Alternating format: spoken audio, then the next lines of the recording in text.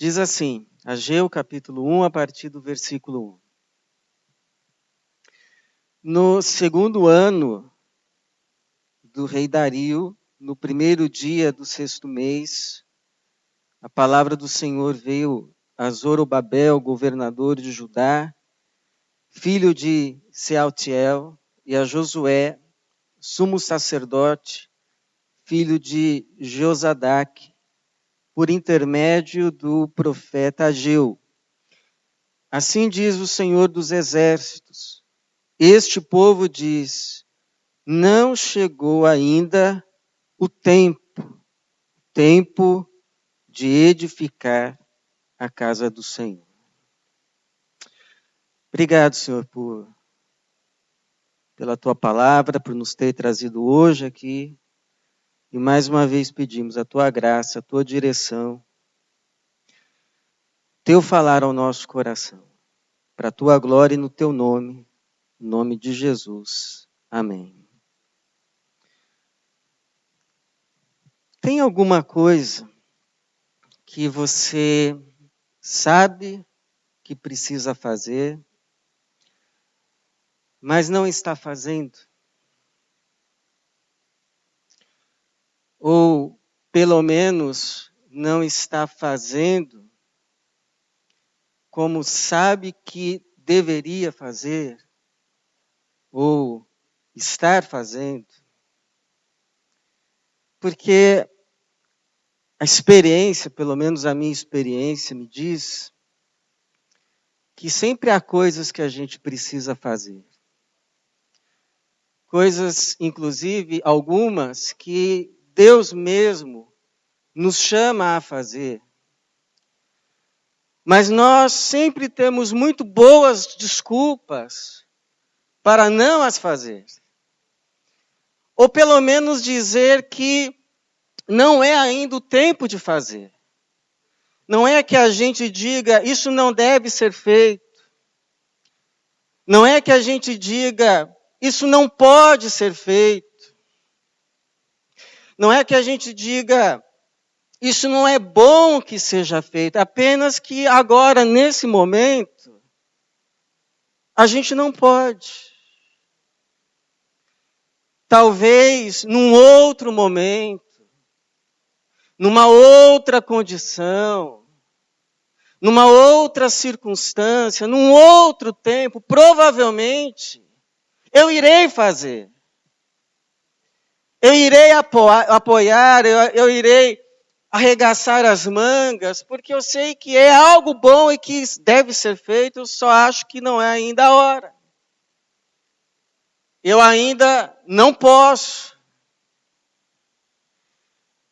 E é exatamente o que está acontecendo aqui. Por exemplo, se eu lembrar de uma experiência pessoal minha, talvez você tenha alguma parecida. Teve uma época assim que eu me convenci, há muito tempo atrás, não é agora não. Eu me convenci que eu tinha que fazer exercícios. E aí a Tatiana, minha esposa, também convencida, falou assim, então por que você não vai andar tal lugar? Aí eu disse, não, mas lá eu conheço um monte de gente, nem vou conseguir andar. Bom, então vá, aí falou outro lugar, né? Eu disse, não, lá é muito perigoso, lá eu vou ser assaltado. Então por que você não chama alguns amigos, reúne assim, aluga uma quadra, vai jogar bola? Eu disse, essas coisas assim, ó, não duram um mês, não duram um mês. Então por que você não vai numa academia? Academia é muito chato. Ficar lá sozinho. Eu não lembro muito bem o que ela me respondeu, mas ela poderia ter batido assim no meu ombro e dito assim, sabe qual é o problema, meu amigo? Que você não quer. Já viu aquela história que quando a gente quer, a gente dá um jeito? E quando a gente não quer, o que a gente dá? Uma desculpa. Essa é uma realidade nossa individual e pode ser uma realidade também como povo. Povo, inclusive, de Deus. Porque exatamente o que estava acontecendo aqui no contexto do Ageu, a gente está falando de um povo que voltou do cativeiro da Babilônia, ficou lá 70 anos, mas um imperador chamado Ciro decreta que o povo pode voltar, o povo volta, então começa um processo de reconstrução da cidade. Eles levantam os muros da cidade, eles começam a reconstruir as casas, eles começam, inclusive, a reconstruir o templo.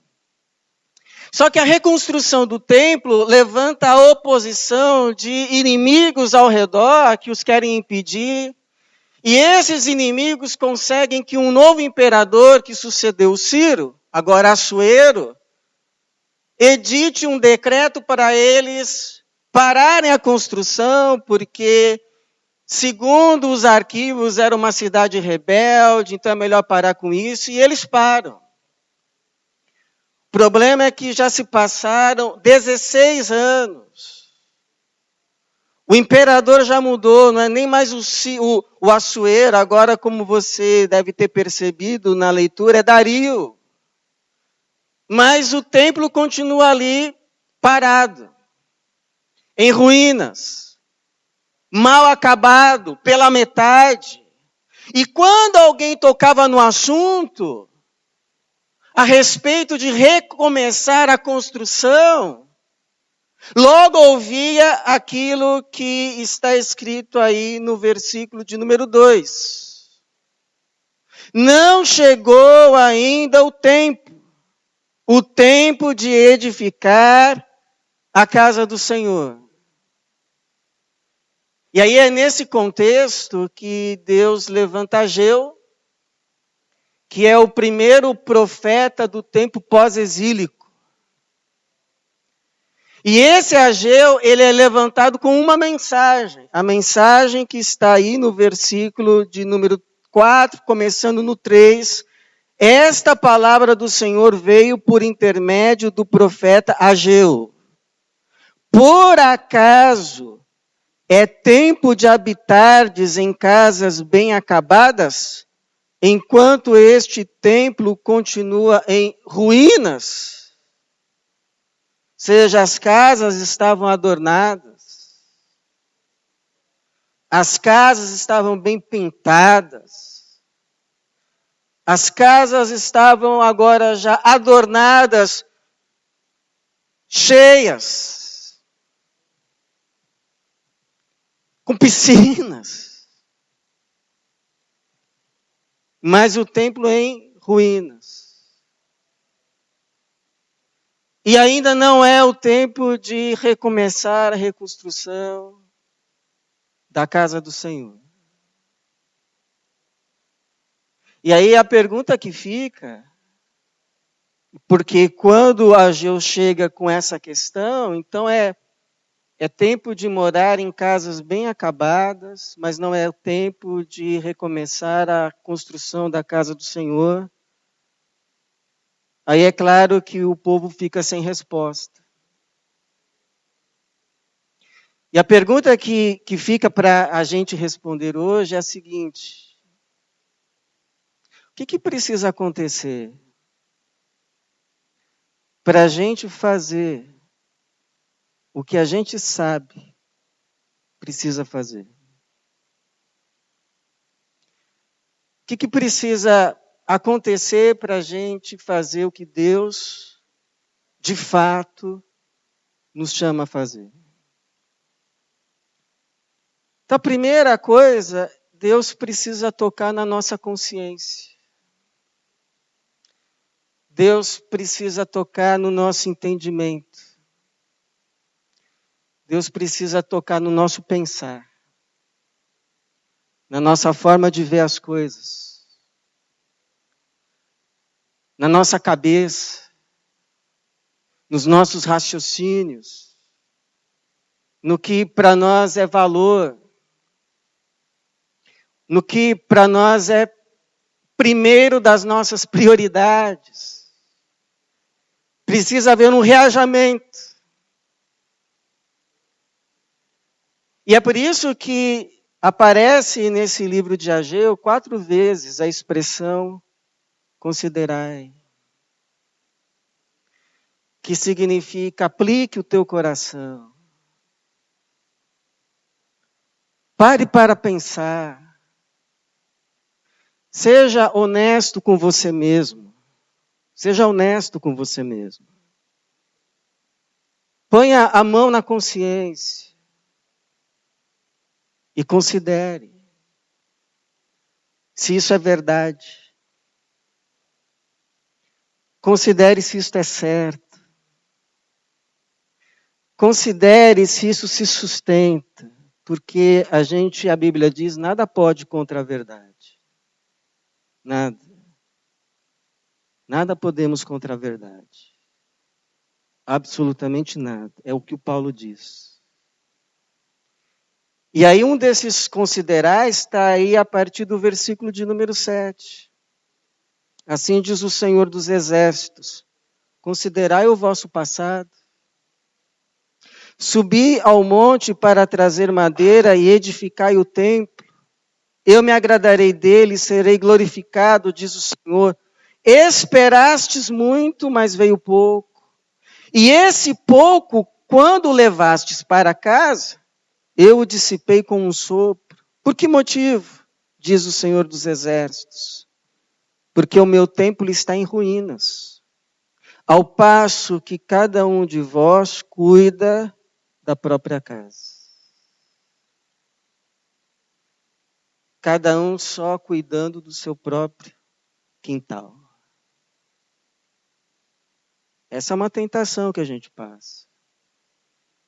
Voltar a nossa vida só para cuidar do nosso quintal. Só viver para a gente.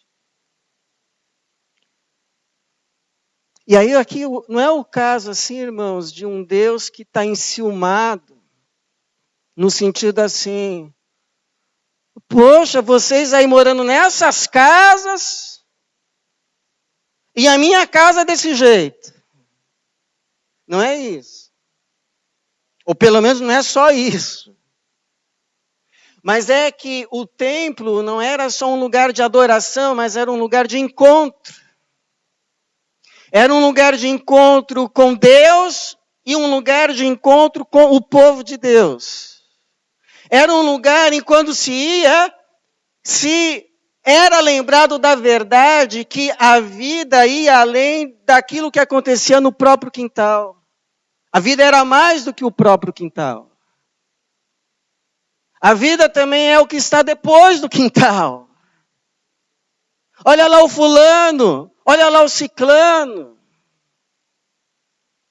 E então lembrar que se voltasse cada um só para o seu quintal, o todo que ficava depois do quintal seria enfraquecido. E o todo fora do quintal que seria enfraquecido, o resultado é que daqui a pouco as coisas dentro do quintal também seriam enfraquecidas. Porque querendo ou não, o quintal faz parte também do que está fora do quintal. E querendo ou não, uma hora a gente traz para casa aquilo que a gente plantou fora do quintal.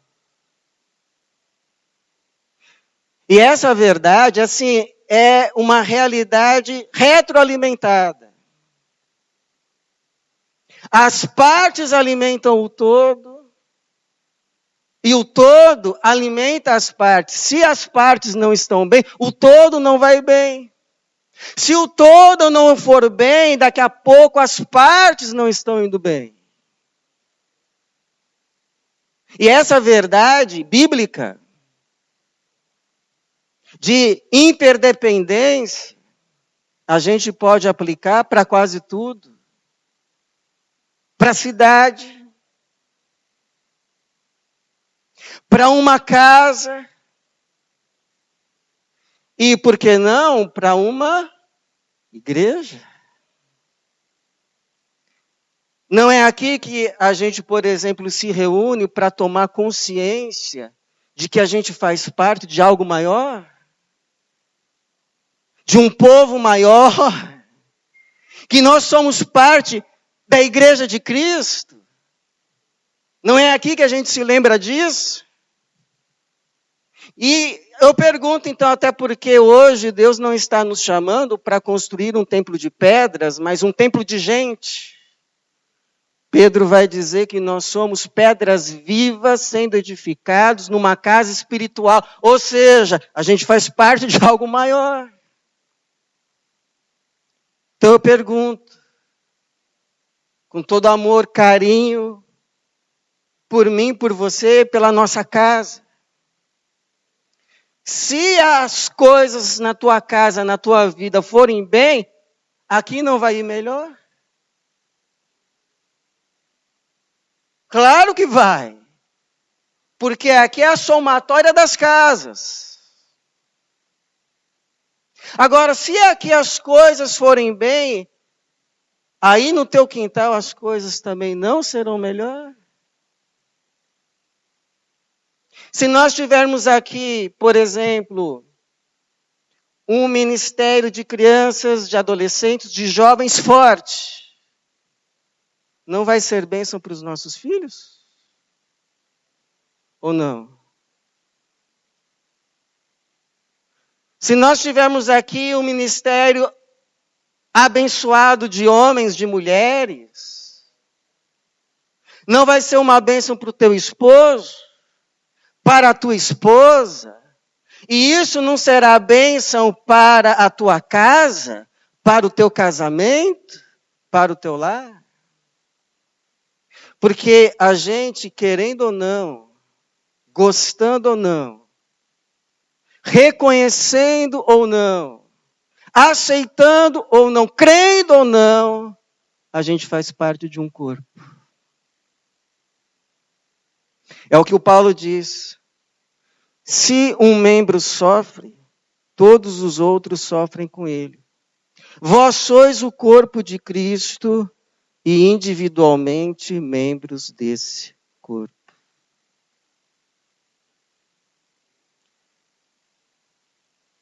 Então a primeira coisa que precisa acontecer é Deus nos dar consciência. A vida é mais do que acontece apenas dentro do nosso quintal. Um povo, uma família, uma igreja que não toma consciência disso, uma hora vai ter problema no seu quintal. Porque o quintal faz parte de algo maior.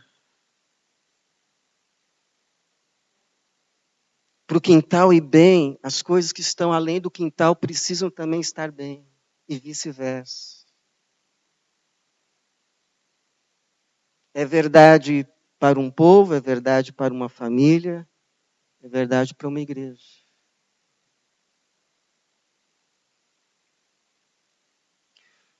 A segunda coisa que precisa acontecer, depois de Deus tocar na nossa consciência, nos dar consciência, é Deus tocar no nosso coração, na nossa vontade. Porque não basta saber o que se tem que fazer, precisa querer. E nem sempre a gente quer fazer o que a gente sabe que tem que fazer. Não é só uma questão de saber com a mente, é uma questão de querer com o coração. E como é difícil para nós, às vezes, admitirmos que a gente não está fazendo o que a gente sabe que precisa fazer, simplesmente por uma razão, porque no fundo a gente não quer. No fundo a gente não quer. Eu lembro que a gente fazia evangelismo numa comunidade e a gente dava estudos bíblicos, visitava as casas e algumas pessoas passavam a vir à igreja. E uma daquelas pessoas, uma senhora, de repente, ela começou a ir, parou e aí um dia a gente encontra com ela na rua. E a gente insiste com ela. E ela dá a seguinte resposta, uma resposta honesta. Ela olhou para mim e disse assim, sabe o que é? Olha, eu quero ir, mas no fundo, eu não quero. Ela sabe que é bom, mas no fundo, para ser honesto, sabe por que eu não estou indo? Porque eu não quero. Não quero. Eu quero fazer outras coisas. Eu tenho outras prioridades. Não quero. Mas nem todo mundo tem essa coragem. Sabe por que esse negócio está aí há anos? E está aí porque eu não quero mexer nisso. Vai doer se eu mexer nisso. Vai dar trabalho se eu mexer nisso. Vai dar encrenca se eu mexer nisso. Então deixa aí mais um ano. Deixa aí o segundo ano. Deixa aí o terceiro ano. Eu não quero.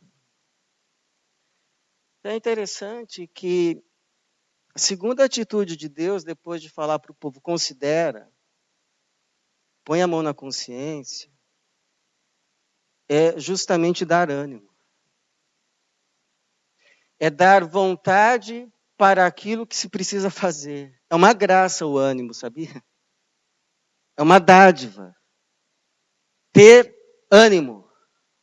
Ter vontade. Ter querer. É uma dádiva. E é isso que acontece. Olha só o versículo de número 14. Então o Senhor deu ânimo. Versículo 14. Então o Senhor deu ânimo. Ânimo para quem? Ao governador de Judá, Zorobabel, filho de Sealtiel, e ao sumo sacerdote Josué, filho de Josadá, que ali é representado o poder político e o poder religioso. Mas parou aí? Deu ânimo para o governador, deu ânimo para o sumo sacerdote. Parou aí? Não, o versículo continua. E a todo o restante do povo. E aí o que acontece? Eles foram e começaram a trabalhar no templo do Senhor, dos exércitos, seu Deus. Interessante. Foi dado ânimo, foi dado coragem, foi dado vontade, foi dado querer, mas não só para o governador. Foi dado ânimo para o sumo sacerdote, mas não só para o sumo sacerdote, foi dado ânimo para todo o povo. Porque você sabe que quando as coisas não vão bem, o mais comum de acontecer, sabe o que é? É uma sessão de acusações mútuas. Uma sessão de acusações mútuas. É isso que acontece. Uma sessão de acusações mútuas. Então o povo poderia dizer assim, olha, sabe por que não tem produto na feira? Sabe por que não tem comida no mercado? Por causa desse governador aí, ó. Esse tal aí de Zorobabel. É por causa dele. Essas políticas equivocadas, é por causa dele. E aí o Zorobabel, por sua vez, podia falar assim, olha, fazer chover eu não faço não, viu? Eu posso administrar as coisas materiais, as coisas tangíveis, as coisas palpáveis. Agora, fazer chover é com Deus. E se não está chovendo, então o problema são esses sacrifícios aí que estão se oferecendo, que Deus não está se agradando, por isso que não está mandando chuva. Esses sacerdotes aí, devem estar em pecado, é por isso que as coisas estão assim. Já ouviu essa conversa? E aí o Josué, o sumo sacerdote, ele ia se sentir atingido, né? Claro. E aí sabe o que ele poderia dizer? Olha, a gente só oferta o que trazem para a gente. Agora, vocês querem saber a oferta que esse povo traz aqui para a gente oferecer para Deus? É o resto. É o que sobra. Se sobra. É o manco, é o coxo, é o doente. É o piorzinho. E aí depois quer que Deus se agrade. Depois quer que Deus mande chuva. Então, acusação é o que não falta. Numa casa, numa instituição, qualquer lugar. Mas o caminho foi esse? Não, o caminho não foi esse. O caminho foi o que está lá no versículo 12, se você quiser ler, diz assim: então Zorobabel e o sumo sacerdote Josué, filho de Josadaque, com todo o restante do povo, o que eles fizeram? Obedeceram à voz do Senhor, seu Deus, e às palavras do profeta Ageu, a quem o Senhor, seu Deus, havia enviado. E o povo, ou seja, todos, o povo temeu ao Senhor. Porque o problema não está em aqui e ali, é todo mundo. Então as coisas estão indo mal, as coisas não estão indo como deveriam estar indo. Qual que é o caminho? A gente começar a jogar lama um no outro? Numa casa, por exemplo? Qual é o caminho? O caminho é o que a gente viu aqui, ó. Arrependimento coletivo. Arrependimento coletivo. E arrependimento não é meia culpa, arrependimento é eu errei. É transformar confissão em oração. Confissão franca em oração sincera. Sabe qual que seria a oração? Aqui seria assim, olha. Ou talvez também, no nosso caso, a oração seria essa. Senhor, a verdade é que a gente não quer. Nenhum de nós quer. Essa é a verdade. Mas nos ajuda a querer. Nos dá ânimo. Nos dê coragem. Nos dê disposição. Nos dê vontade. Nos dê querer de fazer o que a gente precisa fazer. Essa oração Deus ouve. Essa oração Deus ouve. Porque o que Deus quer não é que a gente se autoacuse nem se autodefenda. O que Deus quer é que a gente se arrependa. Para então Ele demonstrar a graça. O amor, a misericórdia, o braço estendido. E aí a segunda atitude é levantar e fazer, meu amigo. Porque às vezes a gente fica esperando o ânimo vir para ir fazer. Não, o ânimo vem depois que a gente levanta. Eu já contei aqui uma vez, na minha experiência de pastor, um dia eu chego em casa, à noite, já um pouco tarde, aí fico sabendo que o pai de um rapaz da igreja havia falecido, e você sabe como é. O culto fúnebre ia ser logo de manhã. E aí eu falei assim, puxa Jesus, essa hora da noite, eu ainda vou ter que pensar em mensagem. Estava lá no sofá. Está vindo nada na minha cabeça, Senhor. Tipo assim, envia outro.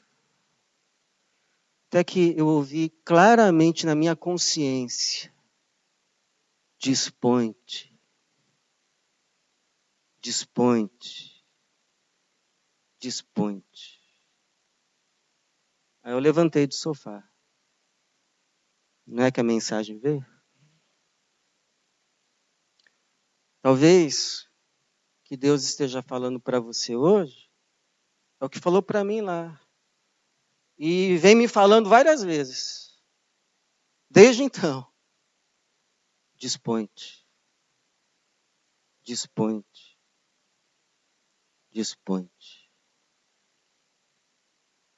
Levanta e vai fazer o que você sabe que precisa fazer.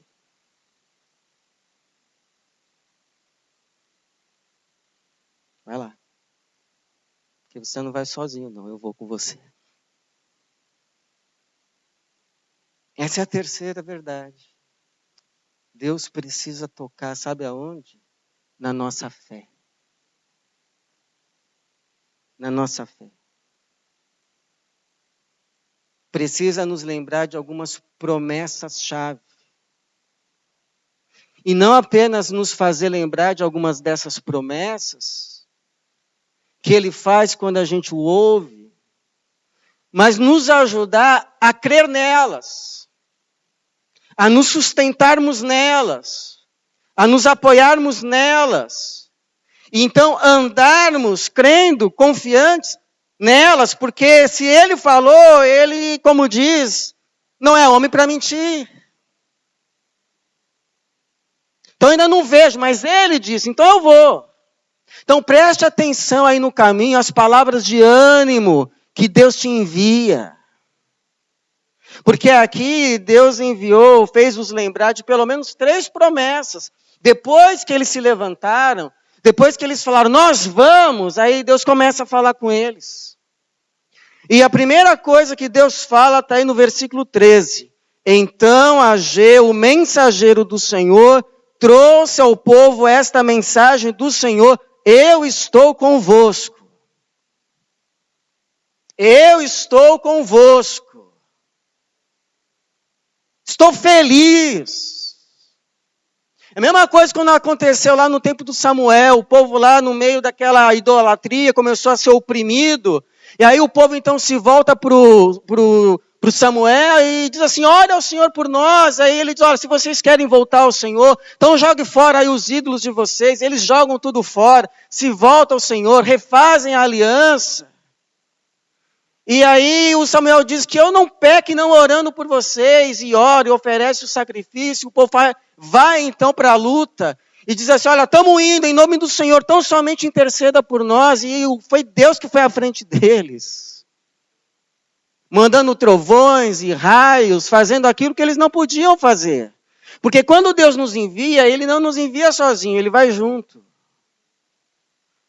Porque Ele sabe que a gente não pode fazer tudo. E a gente também sabe. Por isso que às vezes a gente não vai. Então a gente precisa lembrar. Bom, agora que estamos dispostos a obedecer, agora que estamos dispostos a fazer o que Deus nos chama a fazer, então podemos ter certeza. Eis que estou convosco todos os dias. Mas precisa ir primeiro. Precisa ouvir a voz e submeter-se a ela. Obedecer. Parar de dar desculpa. Se submeter. Aí sim Deus começa a aparecer. E aí vem a segunda promessa. Versículo de número 4, agora do capítulo 2. Esforça-te, Zorobabel, diz o Senhor. Esforça-te, sumo sacerdote Josué, filho de Josadac. Esforça-te todo o povo da terra, diz o Senhor, e trabalhai. Trabalhai. Porque eu estou convosco, diz o Senhor dos Exércitos, esta é a aliança que fiz convosco. Quando saístes do Egito, o meu espírito habita no meio de vós, não temais. E agora a promessa é ainda maior. Não é que o espírito habita apenas no meio de vós, o espírito habita em vós. Em vós. Promessa ainda maior. E como se não bastasse, vem uma terceira. Porque esse trabalho aí não vai ser em vão, não. Versículo 19 do capítulo 2. Deus pergunta por meio de Ageu, ainda há semente no celeiro? A videira, a figueira, a romanceira e a oliveira ainda não dão seus frutos? De hoje em diante eu vos abençoarei. eu vos abençoarei. Então vai, levanta, eu vou com você, trabalha, se esforça, não temas, porque eu estou com você, e ainda que você não está vendo o fruto, pode confiar, porque a partir de hoje eu vou te abençoar. Eu te abençoarei. Eu te abençoarei.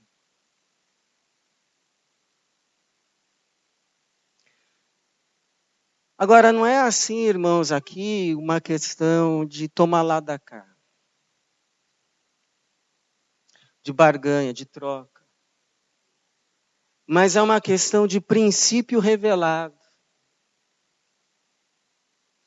É um princípio que Deus estabeleceu na vida, revelado pela Bíblia. Qual o princípio? Que a vida se realiza não só num dar, mas também num receber. Não só num receber, mas também num dar. Ninguém se realiza só recebendo. E ninguém se realiza só dando. A vida se realiza num dar e receber, num receber e dar. O problema é que a nossa carne não quer dar nada. A nossa carne não quer doar. A nossa carne não quer se gastar. Ela quer se preservar. Só que aí a gente entra numa rua sem saída. Porque da mesma forma como a gente é relutante em se gastar, em se deixar gastar, a gente é relutante, ao mesmo tempo a gente quer se realizar como pessoa. Mas não é possível se realizar sem realizar. E não é possível realizar sem se gastar. Então a gente não gasta, se gasta. Portanto, não realiza e não se realiza. Porque não é possível se realizar sem realizar e não é possível realizar sem se gastar. Por exemplo, como que a vela realiza o seu propósito de ser vela, que é iluminar? Se deixando gastar. Se deixando queimar. Derretendo. Mas aí ela ilumina. Aí ela cumpre o propósito pelo qual ela foi feita. Agora, se ficar só se preservando, não vai. Como é que o lápis cumpre o seu propósito de ser lápis? Se atritando lá com o papel se desmanchando. Em letras, em desenhos. Mas se ficar só dentro da caixinha, não. Como é que o sal cumpre o seu propósito de ser sal? Se desmanchando. Dando sabor aos alimentos, cumprindo o seu propósito nobre. E com a gente não é o oposto, de forma alguma. Jesus deu-se como próprio exemplo quando disse assim, olha, se o trigo cair na terra e não morrer, fica ele sozinho. Mas se morrer, dá muito fruto. Então, é claro, se a gente não quiser se gastar, se a gente não quiser se doar, se a gente não só quiser se preservar, a gente não vai fazer o que a gente é chamado para fazer. Não vai. Pelo menos não como a gente é chamado para. Porque para uma obra nossa não ser obra morta, ser obra viva, ela precisa receber de vida, da nossa vida. Vida precisa ser doada. Então essa obra se torna uma obra viva, capaz de dar vida a outras vidas, inclusive para a gente mesmo. Porque a gente também vai comer da romanceira, da figueira e da oliveira que a gente der a vida para plantar. Então, em nome de Jesus, por amor à existência de cada um de nós, Deus está nos confiando algo a fazer? Então vamos fazer. Vamos nos doar, vamos nos entregar, vamos nos render. Vamos, como diz o Paulo, eu me deixarei gastar e me gastarei ainda mais de bom grado. Porque aí Deus vai abençoar a obra das nossas mãos. Vai aceitar a obra das nossas mãos e vai ser glorificado nela. Porque foi Jesus que disse, o meu Pai é glorificado nisso, em que vocês deem muitos frutos. E assim serão os meus discípulos. Porque estão me seguindo. O meu caminho de dar vida para que haja vida. É isso que está aqui falando. Então eu lembro, irmãos, até hoje, quando o meu pastor estava encerrando o seu ministério na nossa igreja, depois de 17 anos. E no dia do culto de despedida, eu estava no gabinete com ele. E eu me lembro dele compartilhando comigo o seu sentimento. Ele dizendo assim, paz, plena paz, muita paz. E eu sei que paz é essa. É a paz de ter se feito o que tinha que ser feito no seu tempo. É a paz da oração de Jesus. Eu te glorifiquei na terra, completando a obra que me destes para fazer. Eu não sei você, mas eu quero terminar a minha vida com essa paz. Então eu já sei, não tem como viver só para me preservar, só para me guardar. Eu vou ter que me gastar. Então eu oro por mim, oro por você, de verdade. Eu oro para que Deus nos quebrante, nos quebrante, nos quebrante. Que Deus toque na nossa consciência. Deus toque na nossa vontade, na nossa alma, no nosso coração.